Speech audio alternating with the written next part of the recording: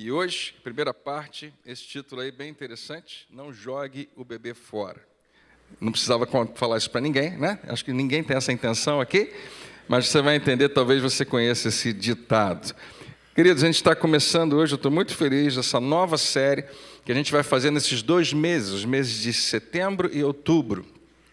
E a gente vai, nessas próximas semanas, mergulhar fundo. A gente está chamando ela de a lista fundamental, não sei se você consegue ler aqui, está embaixo, redescobrindo os essenciais da nossa fé. Esse vai ser o nosso foco nas próximas semanas. A gente vai tentar responder a pergunta: o que alguém precisa, deve, não pode deixar de acreditar para ser um fiel seguidor de Jesus. Então, todo mundo aqui, se eu perguntar quantos são cristãos, todo mundo vai dizer que é cristão. Se eu perguntar quantos são crentes, talvez todo mundo levante a mão. Se eu disser se você é um seguidor de Jesus, todos levantam a mão, mas nem sempre a gente sabe o que é necessário, o mínimo necessário, para que a gente possa estar nessa posição. Então, eu acredito que é muito importante para nós sabermos o que é essencial, o que é fundamental, o que é o mínimo, que a gente não pode ficar sem. Eu explico por que isso é importante para você nesse tempo que a gente vive. Na verdade, sempre foi importante, hoje parece que é mais ainda, porque nós recebemos, na era da informação, no tempo que nós vivemos, através da internet, rede social, smartphone, e a vida se tornou, o mundo inteiro a gente consegue enxergar agora através de uma tela. E o que a gente vai percebendo com muita clareza é que se a gente pensar na fé cristã, por exemplo, no Brasil, no Rio de Janeiro, que é onde a gente vai focar principalmente, a fé cristã poderia ser identificada como uma casa muito grande, como se fosse essa planta que eu coloquei aqui para você, onde todos os cômodos são salas de estar. Não tem cozinha, banheiro, nem quarto, só sala de estar. E todos eles, cada um desses cômodos, vão representar uma igreja diferente, uma denominação diferente, uma ideia diferente a respeito do cristianismo, e todas elas têm portas para fora, de maneira que todo mundo pode entrar, e é bem-vindo, e existem algumas passagens secretas entre elas, de maneira que você pode entrar e sair e visitar também outros pensamentos. Então, qualquer uma que você puder imaginar, eu coloquei aqui talvez as mais famosas, maiores que tem, A Assembleia Universal Adventista, Batista, Presbiteriana, Congregação Luterana, Metodista, Quadrangular. Parede preta não existe, mas representa uma grande quantidade de igrejas mais novas que, como ficaram conhecidas por isso, porque aderiram a algumas questões que podem ser chamadas apenas de moda, de modismo, mas também existe algo que defenda questões de você poder focar mais, mas a gente não vai entrar muito nisso. Qualquer que seja, O que torna tudo muito confuso que, mais uma vez, o nosso cristianismo, a nossa fé, é como se fosse essa casa gigante cheia de salas de estar. Cada uma com uma porta dupla para o mundo exterior, passagens ocultas para os outros cômodos, todas convidam as pessoas a entrar, mas vem com os seus termos e condições específicas. Cada uma dessas igrejas e das outras 500 mil que eu não coloquei aqui na tela, porque são muitas, tem as suas tradições, tem as suas expectativas e tem as suas interpretações da Bíblia. E a principal coisa que todas elas têm em comum, e a gente está nesse bolo também, é que todas elas estão confiantes de que estão certas. Todas elas estão 100% convictas de que são elas que estão certas. E a gente não escapa disso também. Todos os outros estão menos certos, não tão certos assim, meio certos, às vezes os outros são confusos, desinformados, mal informados, enganados. Provavelmente, a verdade é que Todos nós estamos errados sobre alguma coisa, ou sobre algumas coisas. Mas a gente espera que as coisas principais, as coisas essenciais, nós estejamos pensando igual. Eu acho que isso já acontece. Então, nós vamos tentar responder essa pergunta: o que para a fé cristã é realmente fundamental? Em outras palavras, o que é indispensável? O que é necessário? Não pode ficar sem. O que é crucial? O que está no centro, é central a respeito da fé cristã? Não que as outras coisas sejam não importantes, mas são menos importantes. E o que é obrigatório? O que é requerido de mim e de você para que nós possamos viver a fé que o Senhor Jesus nos convida a viver? A fim de você ser um fiel seguidor, não apenas alguém que tem o crachá de cristão, alguém que se veste como cristão, que tem os maneirismos e a maneira de falar de um cristão, mas verdadeiramente seguir a Jesus. E a outra pergunta, se a gente precisa responder o que é fundamental, a gente precisa perguntar também o que não é fundamental. E na fé cristã existe muitas crenças, convicções e opiniões e ideias que não são fundamentais, são secundárias. Às vezes são até dispensáveis. O que é meramente cultural, que funciona para a gente no Rio, mas em Minas é diferente, que funciona para a gente no Brasil, mas fora é diferente e não deixa de ser cristão. O que é confortável, que se tornou familiar para nós, que se tornou algo que a gente se acostumou a fazer. Por isso que a gente está aqui, a gente se conhece, todo mundo mais ou menos pensa parecido, a gente fica confortável no ambiente, né? Tem coisas que a gente não faz para não perder o conforto. O que é apenas tendência? Parede preta é um exemplo. Será que é só uma tendência, só uma moda?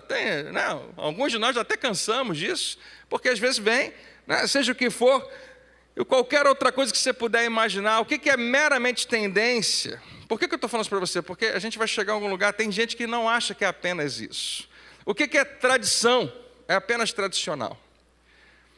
E aqui todas as igrejas têm tradições. Algumas delas são ótimas, merecem permanecer. Muitas delas, muitas tradições, precisam ser vistas outra vez, precisam ser revisitadas, olhadas outra vez e pensar: por que a gente considera isso tão importante? Tem um monte de prática aqui, tá, gente? Aqui em Jacarepaguá, nós temos algumas práticas que nós temos porque é tradição. A gente se acostumou. Assim, vou dar um exemplo que você vai achar bobo, mas é pequeno. Você sabe por que a gente tem almoço aqui domingo de manhã? Na igreja? Porque a igreja de onde eu vim também tinha. Mas se a gente, eu sei que mais uma vez é um exemplo bobo, mas algumas pessoas podem dizer que para ser igreja, de verdade, tem que ter almoço domingo. É o único jeito do cristianismo funcionar de fato. Deus está nesse lugar porque tem a Valéria, graças a Deus, e um monte de gente boa ajudando ela, né? É só um exemplo, mas tem outras dezenas de coisas que a gente faz por tradição, e algumas não ferem nada. Mas Jesus critica, um determinado momento, os fariseus, dizendo assim: a tradição de vocês é tão poderosa, tão grande, que vocês diminuem e até tornam nula a palavra de Deus. A minha tradição, a minha maneira de acreditar por causa do que eu experimentei até agora, pode se tornar tão forte que eu ignoro o que Deus falou. E o que é também prejudicial? O que é nocivo? O que machuca, fere e complica as coisas na vida cristã? Por que isso é importante? Agora eu lembro do título dessa nossa mensagem de hoje, o primeiro dessa série. Você já ouviu essa expressão? Não jogue fora o bebê com a água do banho. Quem já tinha ouvido essa expressão? Foi só assim para mim. Muita gente não ouviu. Essa é uma expressão que não é tão conhecida aqui no Brasil, porque é uma tradução do alemão, originalmente, só que também alguns lugares do mundo usam. Eu explico para você. Tem uma história grande por trás, mas não importa. A ideia é o seguinte: quando você lava o bebê naquela bacia cheia de água, e ele está muito sujo, e você, depois que terminou de lavar toda aquela água, está imunda, e o bebê finalmente está limpo. E aí, o que a gente faz? A gente joga aquela água fora. Então, algumas pessoas pensaram, é apenas um pensamento, acho que ninguém nunca fez isso: cuidado para não perder o bebê ali no meio da sujeira e jogar ele junto. Então, essa expressão, mais uma vez, tem algumas histórias. Tem uma história que conta que toda a família tomava banho ali, um atrás do outro, no mesmo lugar, e o bebê ficava por último. Ou seja, era fácil esquecer ele no meio da sujeira. Não sei se essa história é tão real assim, mas a verdade é que esse ditado vem daí.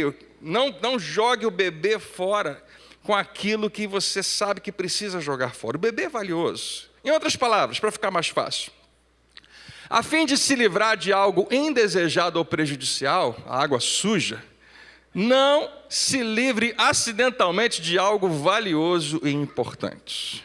Então, para você que nunca tinha ouvido sobre o bebê e a água do banho, não tem problema, essa é a ideia.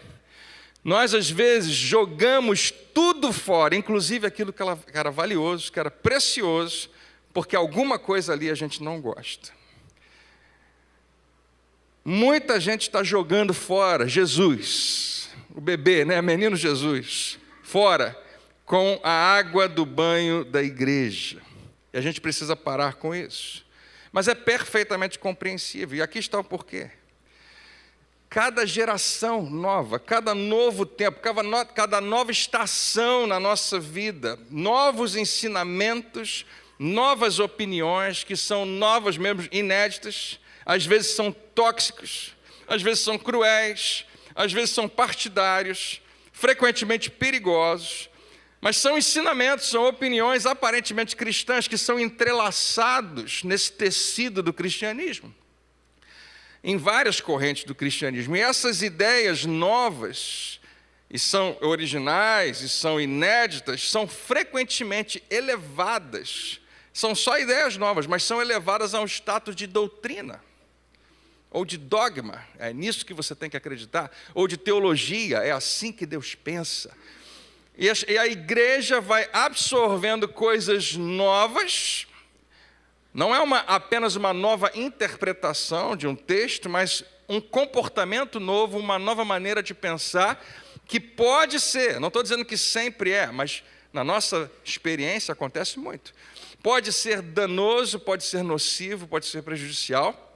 E você sabe o que eu estou falando, você conhece um monte de religiões e igrejas, que tem algumas doutrinas que você fala, mas onde que está isso na Bíblia? Onde que está isso em Jesus? Por isso que é tão importante que a gente olhe para isso, porque nós também corremos esse risco de pegar aquilo que não é essencial e transformar em essencial. Algo que não é fundamental e dizer, não, a gente não pode viver sem. Porque quando eu ou você rejeitamos essas novas ideias, que não são essenciais, que às vezes são só moda, aí você está fora. Você é considerado um verdadeiro não cristão, porque você não acredita como nós deveríamos acreditar. Mas quando você compara Jesus nos evangelhos, com essas opiniões, com esses pensamentos, é fácil perceber que eles não são fundamentais para aquilo que Jesus ensinou e modelou e exemplificou. Às vezes, esses ensinos que estão hoje entrando na igreja, eles nem são cristãos, eles não combinam com Jesus. Mas muitas vezes é pior, eles são anticristãos, eles vão contra o que Jesus nos ensinou e modelou e revelou para nós. Há muito tempo atrás, essa igreja ainda era bem pequenininha, e eu lembro de precisar trazer esse princípio para pessoas que vinham de todo lugar diferente, pensamentos diferentes, igrejas diferentes, ouviam do mundo. E eu falava, gente, o que vocês estão considerando muito importante não é tão importante. Como não é, pastor? Isso aqui é muito importante para a igreja, para o crescimento, para a organização. Eu falo, é importante, mas não é tão importante quanto amar as pessoas. E a gente foi ensinando a todo mundo, à medida que o tempo passou, que pessoas são mais importantes do que as nossas crenças pessoais e de um monte de outras coisas. E graças a Deus muita gente pegou isso. Mas por que ensinamentos tóxicos, errados, pegam na igreja? Porque eles apelam ao interesse particular de um grupo. Algumas pessoas gostam muito daquilo. Algumas pessoas acham que combina com elas, combina com a gente, combina com o meu pensamento político, combina com a minha maneira de enxergar a vida. Então a gente acha que é assim. Confirma e alimenta um preconceito que eu já tenho. Ótimo. Estava precisando que o pastor falasse justamente isso para lá em casa eu dizer, o pastor concorda comigo. Essas ideias frequentemente são apoiadas por alguma coisa que as pessoas encontram na Bíblia. Tem versículo para ajudar. Apoia um movimento cultural, apoia uma agenda política. apoia aquilo que não tem nada a ver com Jesus, mas eles encontram um versículo fora de contexto. Mas quando você abre as Escrituras e segue Jesus, diga comigo, Jesus. Nós cantamos lindamente o nome dele hoje, né? É o nome mais lindo, né? É o nome que a gente precisa exaltar e glorificar, é a razão da gente estar aqui. Não é diminuindo qualquer outro, mas eu não tenho como não diminuir, porque Jesus é maior do que qualquer outro. Né? Graças a Deus por Moisés e os escritos que ele deixou, graças a Deus pelos salmos de Davi, mas nós seguimos aquilo que Jesus disse, que a igreja diga amém. Nós somos uma igreja cristocêntrica nesse sentido, dos ensinos de Jesus. Nós não ignoramos, obviamente, a Trindade, o Pai e o Espírito Santo, mas são extremamente importantes. Mas Ele nos manda olhar para o Filho. Quando a gente olha para Jesus nos Evangelhos, essas ideias que às vezes entram na igreja, eu tenho certeza que aqui a gente tem algumas escondidinhas, às vezes até não estão expostas, elas entram em conflito com o que Jesus deixou de mais importante, que Paulo vai chamar de a lei de Cristo. Em contraste com a lei de Moisés. A lei de Moisés eram mais de 600 artigos, leis, que o povo precisava cumprir a fim de agradar a Deus. E para você ser genuinamente alguém de Deus, você tinha que atingir a perfeição de cumprir todas aquelas leis. Jesus, quando interrogado a respeito disso, qual é o grande mandamento de Deus? Ele fala sobre amor, amar a Deus e amar as pessoas. Mas no final, naquela última ceia, na apresentação da nova aliança, quando Jesus fala pela primeira vez dessa maneira tão explícita de que algo novo está prestes a começar, e a gente hoje celebrou a ceia com a nossa mente lá naquele momento, Jesus reduz a uma lei, a um mandamento, que se resume no que ele diz na sua palavra: amar as outras pessoas como ele nos amou. E eu botei aqui embaixo, incluindo amar o seu inimigo. Amém. Um amém, está ótimo. Porque quando eu falo de modismos, ideias, pensamentos, opiniões que entram na igreja e se adequam muito bem ao pensamento de um grupo, em geral, nós nos tornamos inimigos, consideramos outras pessoas inimigas porque pensam diferente. E embora as eleições desse ano não tenham o mesmo peso de que há 2 anos atrás, e eu não sei como é que vai ser daqui a 2 anos, mas a gente vive já num país polarizado, a gente vive hoje na informação polarizada, nós sempre recebemos informação para confirmar o que nós já acreditamos, a internet funciona desse jeito.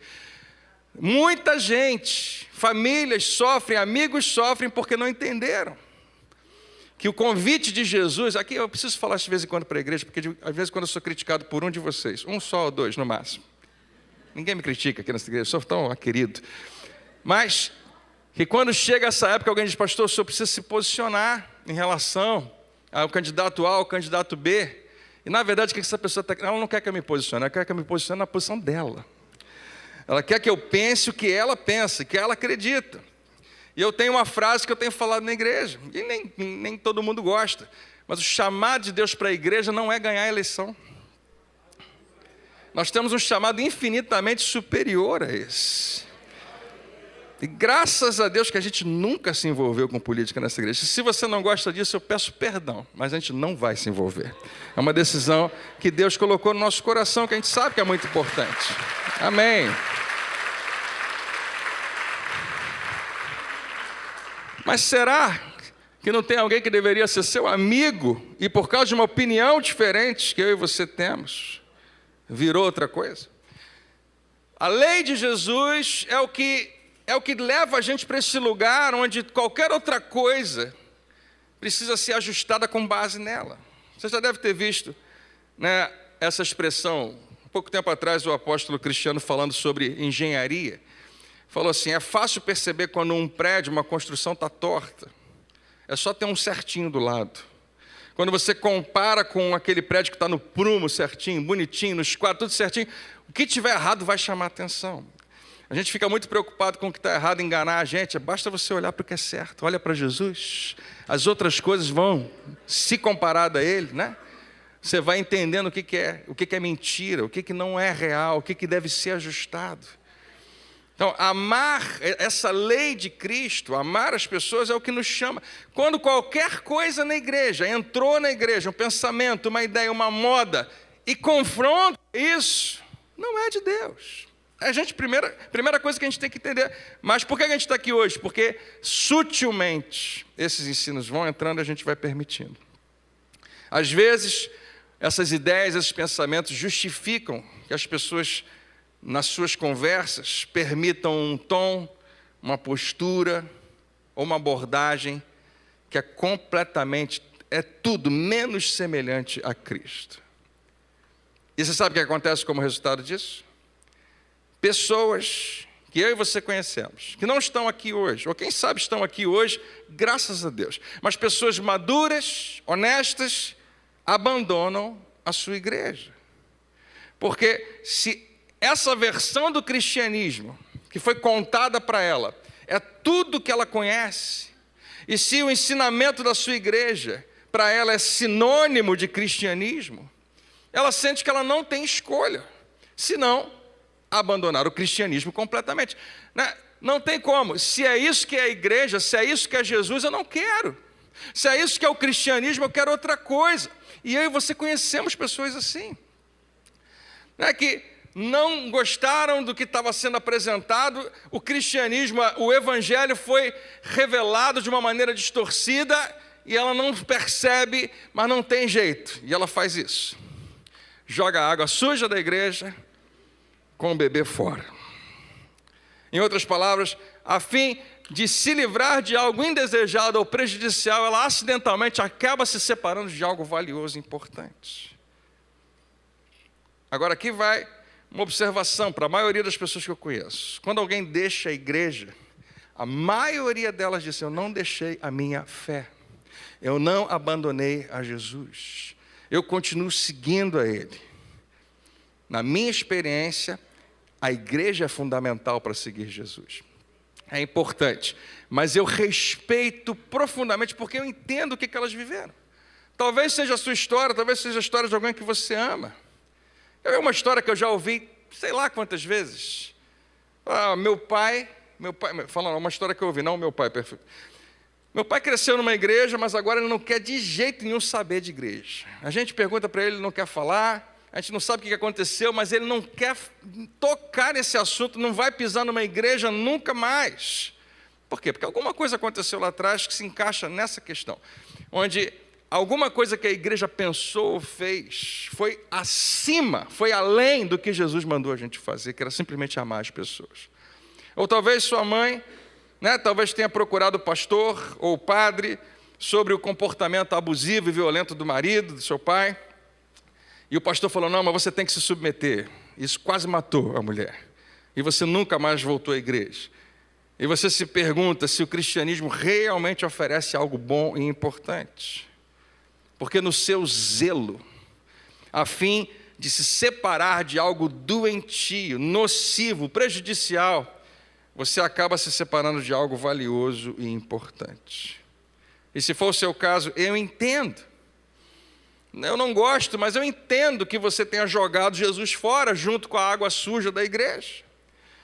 Porque na sua igreja se tornou impossível distinguir entre as duas coisas. Entre o que é Jesus e o cristianismo real e o que foi apresentado a você pelas opiniões e ideias. Mas mais uma vez, muita gente não abandona a fé, simplesmente abandona a igreja. É um grupo muito grande hoje de pessoas que acreditam que podem, devem, conseguem seguir a Jesus e amam a Jesus. Amam profundamente, mas não querem saber da igreja. Não querem participar do que eles entenderam como igreja. Se é isso que é ser crente, estou fora, não vou participar. E o que essas pessoas fazem é desconstruir a sua própria fé. E não sei se tem alguém aqui hoje com quem eu estou falando que está prestes a fazer isso ou que já fez isso. Mas se for você, se você se afastou da igreja, mas ainda continua acreditando, eu entendo. Você precisou sair um pouco para tomar a respiração e olhar de novo para tudo isso e se perguntar o que é fundamental, o que é realmente essencial. Aí você está muito claro do que não é. Isso aqui não é fundamental, isso aqui não é necessário. Você sabe que certas coisas podem e devem ser deixadas para trás. E se é o seu caso, parabéns, isso é maduro e honesto da sua parte. Você foi honesto o suficiente para reconhecer que uma fé que não pode ser questionada, não dá para confiar nela. É a primeira vez, talvez, que eu faria isso com tanta ênfase na igreja. E eu não sou melhor do que ninguém, mas eu acho que poucos pastores acham que deveriam falar isso para a igreja. Até porque muitas igrejas estão fundamentadas numa ideia de que fé não pode ser questionada, que cristianismo não pode ser questionado. Mas nós somos pessoas normais, nós temos perguntas, nós temos dúvidas, nós temos coisas que simplesmente não se encaixam. O problema da dúvida não é quando você tem, é quando você não expressa, e não conversa, e não tenta matar aquela dúvida e resolvê-la. Um cristianismo, uma fé, uma igreja, um pastor, uma liderança que não pode ser questionado, não é alguém que você pode confiar. Agora, se você está tentando descobrir o que vale a pena manter, talvez você tenha uma história triste na igreja, né? Talvez você tenha dito, eu não vou ficar nessa igreja, porque lá todo mundo acredita que o meu irmão não vai para o céu, ele é uma das pessoas mais maravilhosas que eu conheço, como é que dizem que ele não vai para o céu? As pessoas acham que a minha mãe não pode se envolver porque teve um casamento rompido e agora está tentando reconstruir a sua vida e casou outra vez, mas divorciado não tem lugar nessa igreja. Ou qualquer outra coisa que você possa imaginar, uma briga que aconteceu dentro da igreja e tem um partido A e um partido B.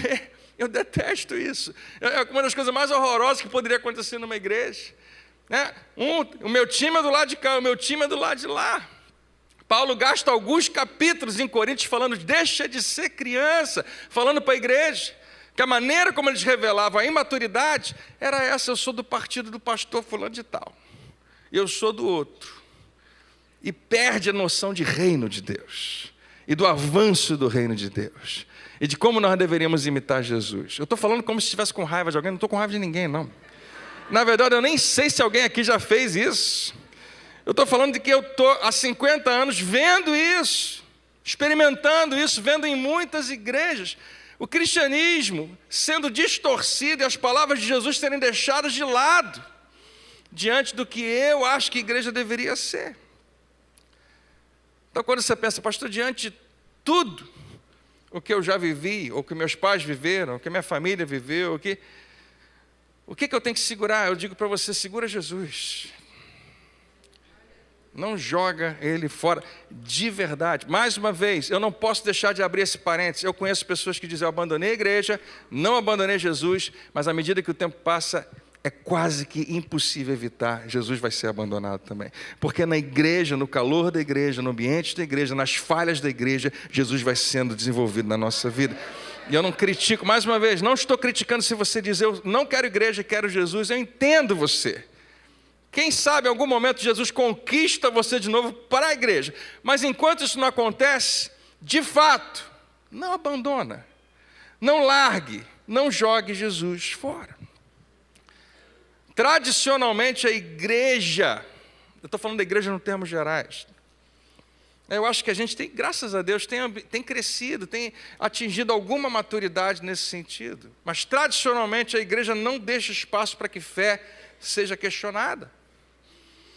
As tradições da igreja muitas vezes não permitem nem que a fé cresça.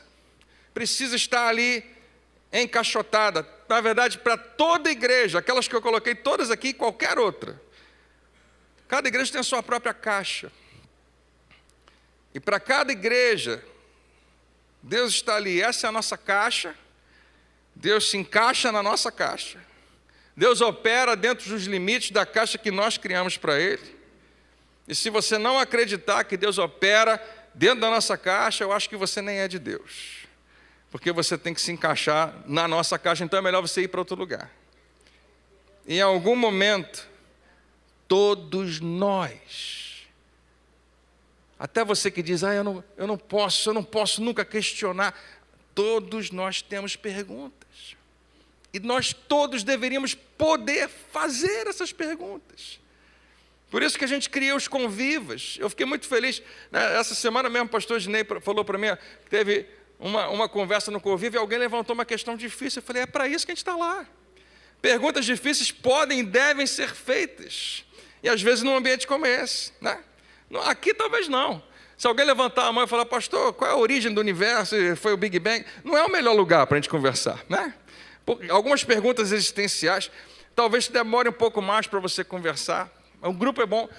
Conversar com uma pessoa, melhor ainda, se aquela pessoa for confiável, alguém que está ajudando você e você ama e confia nela. Mas todos nós temos, porque uma fé que não pode ser questionada não é uma fé confiável. A igreja, de uma forma geral, não oferece espaço para determinar o que é essencial, contra o que é meramente tradição, o que se tornou confortável para a gente, o que é tribal, o que é familiar, o que funciona bem, porque eu me acostumei assim, e isso é culpa da igreja. Eu lembro de uma autora falando sobre esse assunto, dizer o seguinte: nós aprendemos a respeito de Deus mais ou menos na mesma época que a gente aprende a respeito do Papai Noel. Alguém conta para a gente sobre esse fenômeno que acontece no Natal, de um velhinho de barba, roupa vermelha, que deixa presente para a gente. E à medida que você cresce, o seu pensamento a respeito do Papai Noel amadurece. Mas o nosso pensamento a respeito de Deus muitas vezes permanece infantil. E a gente não dá espaço para que a fé em Deus, através de Jesus, possa crescer. Uma fé que não tem permissão para crescer, em algum momento vai ser desconstruída. Ou intencionalmente, porque a pessoa fala, eu preciso parar e olhar para esse direito. Eu estou falando de dezenas de pessoas que já saíram dessa igreja, e de muitos que eu conheço, porque precisaram dar esse passo para trás e falar, eu preciso entender isso melhor. Eu preciso separar quem Jesus é de fato do que eu estou vivendo nessa situação. Seja o que for que você tenha vivido. Em outras igrejas também, isso acontece com todo mundo, o tempo todo. Ou vai acontecer intencionalmente porque alguém quis, ou vai acontecer mais cedo ou mais tarde, porque ou a gente faz isso ou a vida faz isso por nós. Uma fé que não cresce, não consegue suportar os rigores que a vida vai trazer nesse mundo decadente, nesse mundo quebrado que nós vivemos. A vida, a gente não fala muito disso aqui do púlpito, mas você sabe, a vida é muito cruel com a fé simplista, uma fé inquestionável. A fé que não é examinada ou questionada termina num beco sem saída. E a gente finge, não, está tudo bem, está tudo certo, eu continuo crendo, mas no fundo você tem um monte de questões. Você ouve falar, no pastor fala no domingo, que Deus abriu o mar vermelho, o povo todo passou, os inimigos foram deixados para trás, e você fala, por que isso não está acontecendo comigo? Por que não aconteceu com a minha mãe, com o meu irmão? Por que o mar não se abriu para mim? Por que ele fechou em cima de mim? Eu não sinto que essa narrativa de vida se encaixa com a narrativa bíblica, que foi explicada e apresentada para mim. Me disseram que eu seria como Davi, e todos os meus medos, os meus problemas seriam como Golias, e se eu tiver fé o suficiente, Deus vai me dar a vitória, mas Golias parece estar vencendo, e eu estou perdendo, e eu não sei o que fazer. E se é o seu caso, eu tenho ótimas notícias para você. Siga Jesus nos evangelhos. Ele lida com pessoas assim o tempo todo. Ele lidou o tempo todo com gente cujo sistema religioso não estava funcionando para eles. Então, queridos, nessa série nós vamos tentar destrinchar o cristianismo de volta à essência e os seus fundamentos. O que para Jesus realmente é importante? Se você diz assim, André, eu gosto de manter a minha religião, você vai ficar bem incomodado, mas vai ser bom. Vem ficar incomodado, você vai gostar. Porque a gente tem, todos nós temos isso, a tendência do conforto em relação ao que se tornou para nós normal. Mas quem sabe Deus quer nos levar a um lugar mais alto? Quem sabe Ele quer nos chamar de onde a gente está para subir mais alguns degraus? Quem topa aí, diga amém. E a gente vai fazer essa pergunta. A gente vai fazer nas próximas semanas em que se deve acreditar. E você sabe que aqui na igreja a gente fala bastante sobre crença, sobre fé. Mas a gente fala muito mais sobre comportamento, sobre mudança, sobre você fazer alguma coisa. Não é quem acredita necessariamente que muda, é quem faz alguma coisa. Mas nessa série a gente vai se ater principalmente a crenças. que podem ser a base do que a gente vai fazer. Em que você deve acreditar para ser um fiel seguidor de Jesus? O que é essencial e o que não é? Para colocar de outra forma, o que é beber e o que é água do banho? O que deve ser jogado fora, mas o que deve ser preservado? E você está pronto para a gente começar agora mesmo? Hoje eu vou deixar só um item dessa lista. A gente vai fazer exatamente isso, uma lista, tá? Uma lista com vários pontinhos. E hoje eu deixo com você o primeiro item dessa lista. E a gente começa, eu preciso que você use a sua imaginação comigo. Eu preciso que você viaje no tempo comigo para o ano 30 depois de Cristo, né? Lá na região da Palestina, mais próximo ali do Mar da Galileia. Para pensar comigo, porque não tem nada a ver com a gente. Não existia igreja. Nenhuma. Zero igreja. Nem o pensamento a respeito de igreja propriamente existia. Não existia Bíblia. Não. Teologia cristã, zero. Não existiam cristãos, não existiam hinos, não existia o coral, não existia instrumentos para tocar essas músicas, não existia nada disso. O que havia apenas era a lei e os profetas. Algumas escrituras, existia um templo, existia uma ideia religiosa a respeito de como que Deus gostaria que nós fizéssemos sacrifícios a Ele. E existia também a ocupação romana. E existia um rabino, um mestre incomum, diferente de todos os outros, vindo de Nazaré, que atraía muita gente aonde quer que ele fosse. A expressão multidão, multidões, grandes multidões, aparece quase todos os capítulos do livro de Marcos. É o tempo todo. E esse homem, esse mestre, começa a contar histórias, algumas muito úteis, outras um pouco confusas, e ele conflita, e ele confronta o status quo daquele tempo. E algumas pessoas amam ele profundamente, outras detestam ele, outras estão confusas, tentando descobrir quem ele é. E 2 anos e meio depois que o ministério de Jesus começa, ele e seus discípulos estão a mais ou menos uns 40 quilômetros ao norte do Mar da Galileia, na região de Cesareia e de Filipe.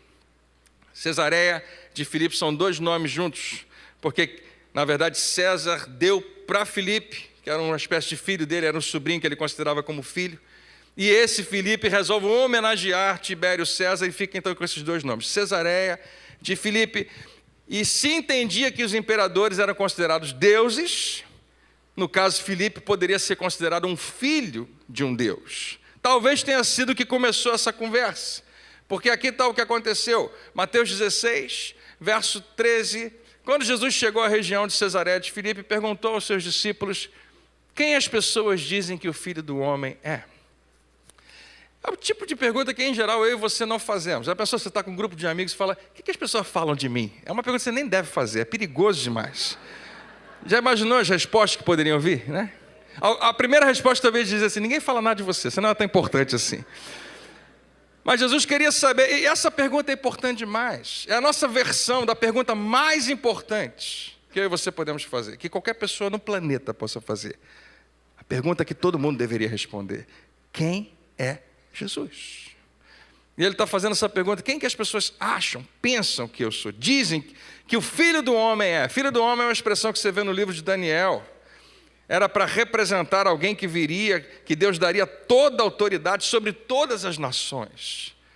Quando você se chama de Filho do Homem, das duas uma: ou você é muito arrogante, ou então é verdade, que você realmente é essa pessoa, né? E Jesus dá a si mesmo esse título.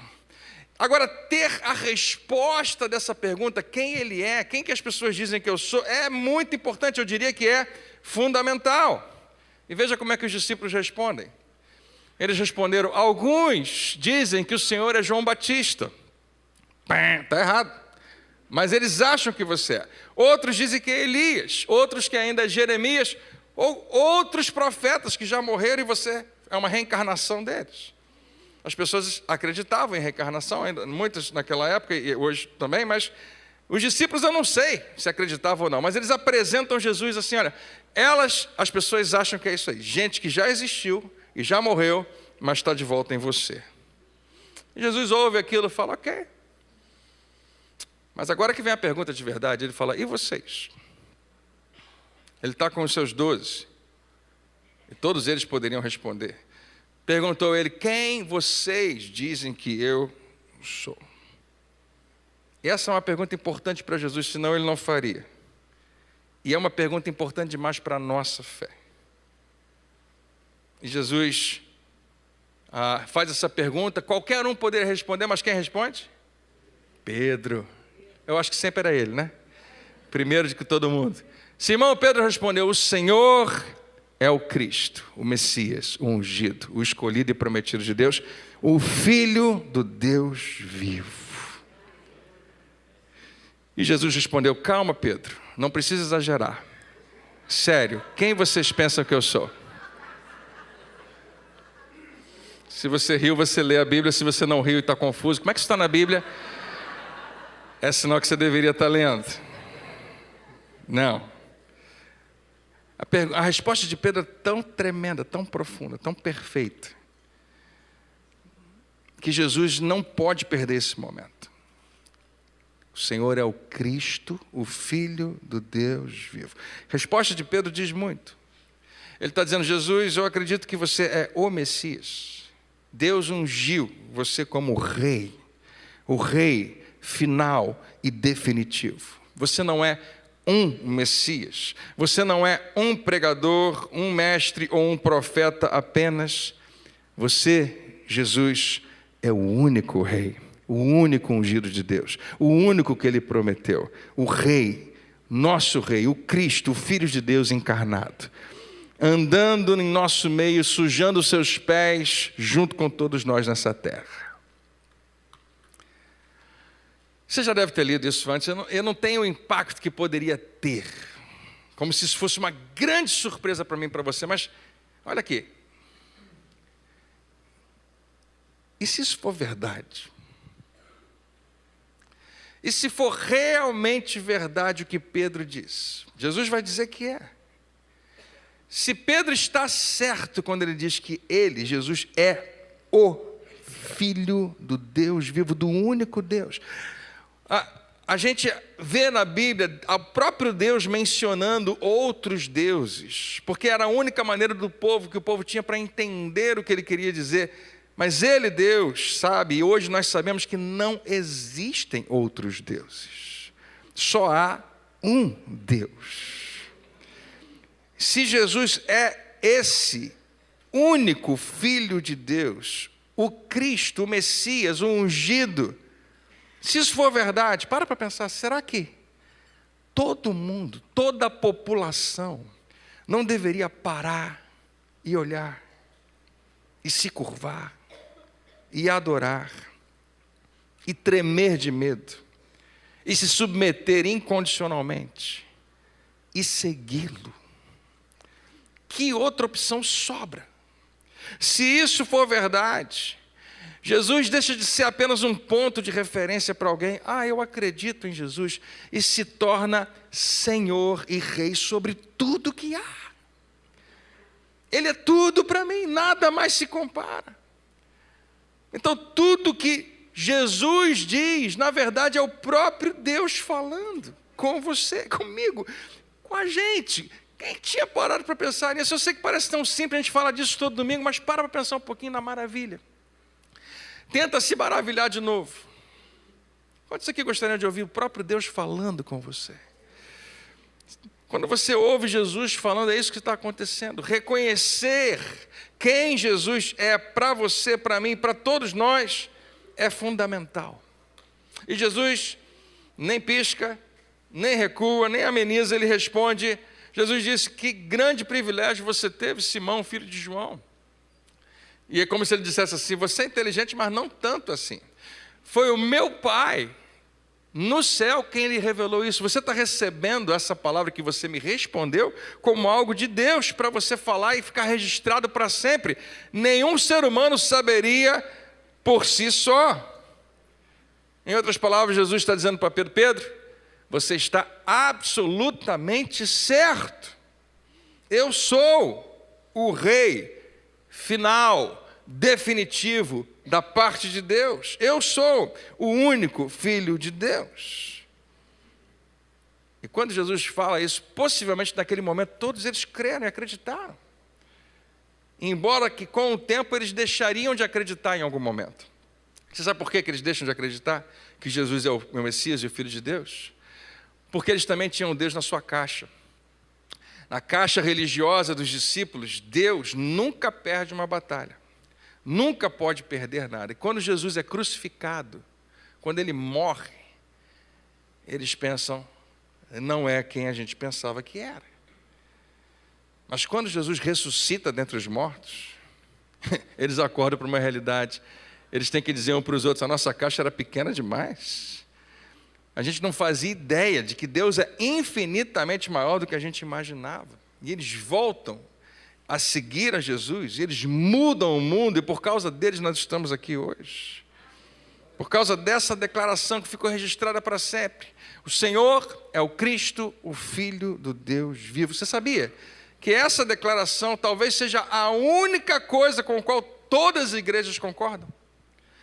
Todas aquelas que eu mostrei, todas as outras que você puder imaginar, concordam que Jesus é o Filho do Deus vivo, constantemente, desde o início, graças a Deus. Essa é a declaração fundamental que organiza e prioriza todo o restante. Então aqui vai o primeiro item da nossa lista fundamental. Esse é o nosso tema, né? Criar uma lista de convicções que a igreja precisa ter mínimas para ser um cristão seguidor fiel de Jesus. Você tem que começar por aqui. Jesus é Filho de Deus e o nosso Rei. Você pode dizer comigo? Jesus é o Filho de Deus e nosso Rei. Faltou um O ali, é o, tá? O Filho de Deus e nosso Rei. Em outras palavras, Jesus é quem Ele disse que era, quem Ele afirmou ser. O Rei definitivo de Deus. E é imperativo que nós aceitemos e nos submetamos a isso, porque tudo flui disso. Se você tem convicção nisso daqui, se é verdade isso daqui, o que nos sobra para fazer? O que nos resta fazer senão nos submetermos e adorarmos e obedecermos? Quem somos nós para questioná-lo? Se isso é verdade, quem somos nós para questioná-lo? E agora não pense em mais ninguém, senão em você, apenas em você. Se você tem clareza sobre isso daqui, se isso daqui está resolvido dentro de você, você está ótimo. As outras coisas que a gente vai falar, na verdade, depende disso. Se não começar por aqui, não adianta nada. Todo o restante flui disso aqui. E todo o restante pode ser considerado um detalhe, mas são detalhes importantes. E nós vamos mergulhar em alguns desses detalhes no nosso próximo episódio da lista fundamental. Olha aqui para mim, não perca nenhum episódio. Você pode ter convicção de que Deus vai encher o seu coração de certezas, de uma fé que precisa estar bem firme dentro de nós. Amém? Vamos ficar de pé para a gente orar? Deixa eu te dar uma dica. O que vai acontecer no Conviva essa semana? Para você que já está e para você que quiser entrar. Eu botei 3 perguntinhas aqui bem picantes, apimentadas, difíceis, mas que vai gerar uma discussão, uma conversa muito legal. Primeira pergunta: existe algo relacionado ao cristianismo em que você acreditava, mas não acredita mais? Por quê? Segunda, você já foi tentado a se afastar completamente da fé? Parcialmente, temporariamente? Se sim, por quê? Se não, por que não? E a terceira, qual doutrina da fé cristã você tem mais dificuldade em aceitar? Tem certeza que ela é fundamental? Eu estou muito convicto de que essa série vai mexer muito com a gente. Mas eu queria que você pensasse, não vai mexer contigo, vai mexer com a religião. Se a gente deixar a religião, vai ser tudo que a gente tem. Deus não te chamou para a religião. Ele te chamou para uma vida com Ele. Uma vida relacional, pai e filho andando juntos. Tem um monte de coisa que a gente simplesmente aprendeu a crer como igreja. E a gente nem vai conseguir falar de tudo, pode ter certeza. Mas a gente vai ficar com o principal. E se você ficar com o principal, as outras coisas vão perdendo um pouquinho a importância. Mas uma coisa que você precisa levar, e a gente vai falar isso daqui a algumas semanas, é que essa pessoa que está do seu lado vale mais para Deus do que tudo que você acredita, tudo que você puder ter como crença. E se você quiser ser um seguidor de Jesus, você faz o que Ele faria. E você ama, e você perdoa, e você serve, e você vive uma vida que representa quem Ele é. Amém? Se não for muito difícil para você, você pode dar a mão a quem está do seu lado. Se for muito difícil, a pessoa vai entender. Queria que você fizesse uma oração pequena, mas real, verdadeira, sincera, como um voto de que a gente vai ser igreja. Nós não vamos ser uma denominação, nós não vamos ser uma organização, uma instituição, nós vamos ser uma família, nós vamos seguir Jesus, nós vamos imitá-lo em tudo que nós pudermos, e nós vamos errar, nós vamos falhar, nós vamos às vezes machucar um ao outro, mas nós vamos perdoar, nós vamos pedir perdão, nós vamos levantar outra vez, nós vamos seguir em frente com aquilo que é mais importante. Amém? Pai, muito obrigado. Tu és tão grande, tão bom, nós te adoramos. Nós te adoramos, Senhor. E a maneira número 1 como o Senhor nos convida a te honrar é amando uns aos outros, é obedecendo esse mandamento. Nós queremos hoje firmar no nosso coração de que, embora a nossa mente às vezes possa divagar, nós vamos ficar certos, convictos de uma verdade: Jesus é o Rei, Ele é o nosso Rei. Nós não viemos aqui apenas para cantar e fazer um teatro, nós viemos honrar o nosso Rei. O nosso Rei é merecedor, é digno de toda a honra e de toda a glória. O nosso Rei é merecedor que nós cantemos louvores de todo o nosso coração. O nosso Rei é merecedor de tudo que trazemos para o seu culto. O nosso Rei é merecedor da nossa atenção e da nossa reverência. O nosso Rei é digno, é merecedor de todo louvor. Tudo que há em nós deve bendizer o nome do nosso Rei, Jesus Cristo de Nazaré, Senhor do universo. Tu és tudo para nós, Senhor, e ninguém se compara a Ti. Nós te adoramos, te exaltamos. Nós te pedimos, meu Pai, que nos ajude a ser a igreja, com I maiúsculo, não aqui dentro dessas 4 paredes, mas reunidos 2 ou 3 em Teu nome, onde estivermos, representarmos o amor, a bondade, a graça e o poder do Filho de Deus. Tu és tudo para nós, nós te damos toda a glória, te exaltamos hoje e sempre, te damos todo o louvor. Você pode levantar as suas mãos e adorá-lo nesse lugar. Oh, te exaltamos, Senhor, te damos glória, Rei dos reis, Senhor dos senhores. Oh, aleluia. Que minha vida revele quem Tu és. Que meus pensamentos, atitudes e palavras revelem quem Tu és. Rei sobre nossa vida, Rei de todo o universo. Pai, quando nos encontrarmos contigo, hoje, amanhã, depois, obrigado por nos permitir estar na presença do Rei. Nós te exaltamos, te damos toda a glória, em nome de Jesus. Amém. Uhul. Glória ao Teu nome. Seja exaltado, seja agradecido. A gente pode fazer mais uma oração antes de você ir embora. Tem uma irmã passando por uma cirurgia e ela pediu oração. Eu queria que você fizesse isso comigo. Deixa eu achar aqui o nome dela. O pastor Dinei botou, da irmã Nilda. Agora pela manhã, não sei se já fez ou está fazendo uma cirurgia. E nós confiamos que Deus está cuidando da vida dela.